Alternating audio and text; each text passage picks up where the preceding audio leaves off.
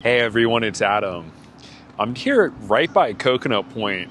I want to show you the new Miller's Ale House going in, all of this retail space coming up.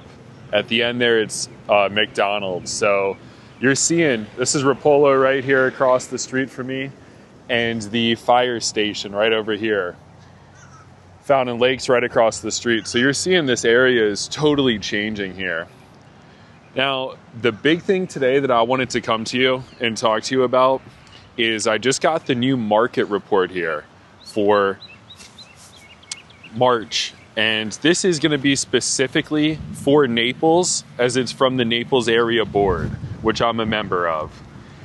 So, and I'm going to just go through these numbers and read off a couple things that some brokers have said in the area.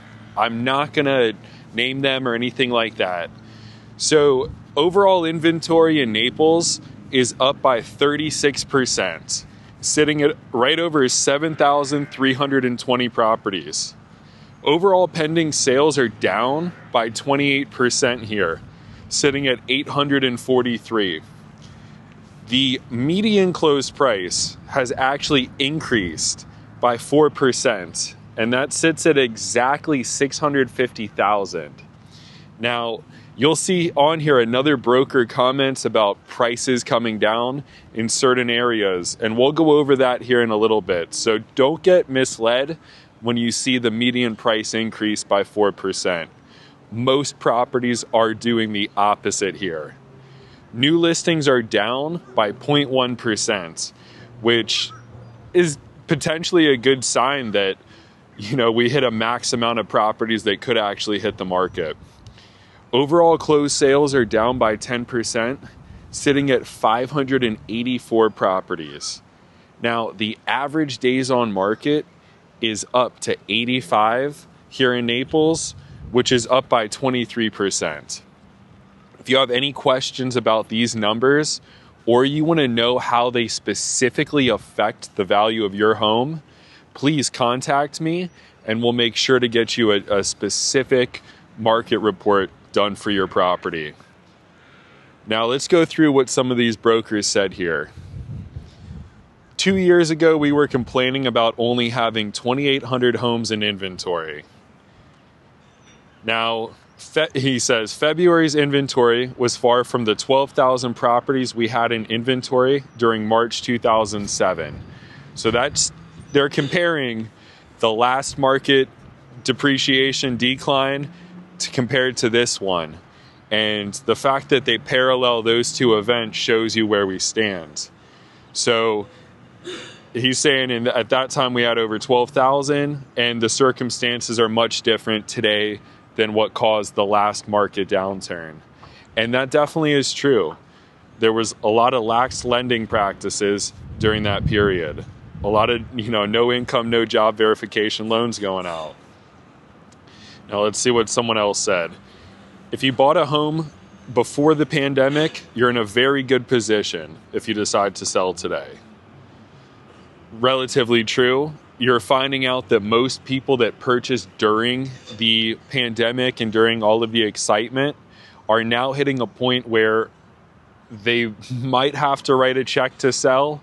It just depends. A lot of these people, in other words, that equity that they received during that short period of time, a lot of them now have lost that equity. So you're starting to see that number tighten up here. Now, deceleration was a matter of time, says another broker. And this is what exactly here. Another one says, we are starting to see values declining for homes that were purchased in 2022. Especially in markets that are saturated with homes for sale. Selling a home can be especially challenging when the spec home market has produced an oversupply of homes for sale in many popular neighborhoods around Old Naples, Vanderbilt, and Lakes Park. Now, that's very true, because if you go into a neighborhood, say that has 700, 800, 900 homes in there, and the builder was only putting up 4 or 5 models, you're seeing in a lot of those neighborhoods 20, 30, 40 other exact identical properties go for sale, and the only one that sells is going to be the one that is priced the best, meaning it's going to offer the most benefits and features for the least amount of money. So that's what this broker is saying here. And of course, a lot of those cookie cutter neighborhoods are seeing a more difficult time, more days on market, and more price decreases. Now, another one says sellers fall into two groups today: those who are inching prices down but not catching up to the market, and those that are making significant cuts to get ahead of the pack. And again, you know, it's, in my opinion, it's nearly impossible to give your property away if 100% of the buyers know that it's for sale. So regardless of if you're inching it down or cutting it drastically, buyers pick the price. It may not come down to your situation ultimately to sell the property. And at the same time, you know, whether you come down $1 or $500,000, the buyer is going to ultimately pick the number, and the numbers that they're willing to pay.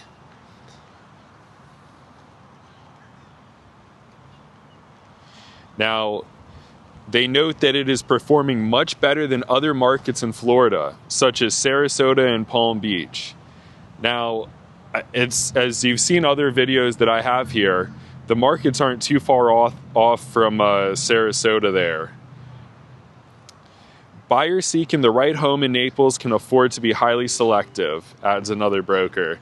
If you're a seller and not getting a lot of showings, talk to your realtor about your home's list price, because it's likely the reason you may miss out on an opportunity to sell during season. So those are my thoughts here. Like I said, I just got this in here from our board. If you have any questions or you want to know how this directly affects the value of your home, please reach out to me below and we'll get in contact. Thanks for watching and have a great rest of your day.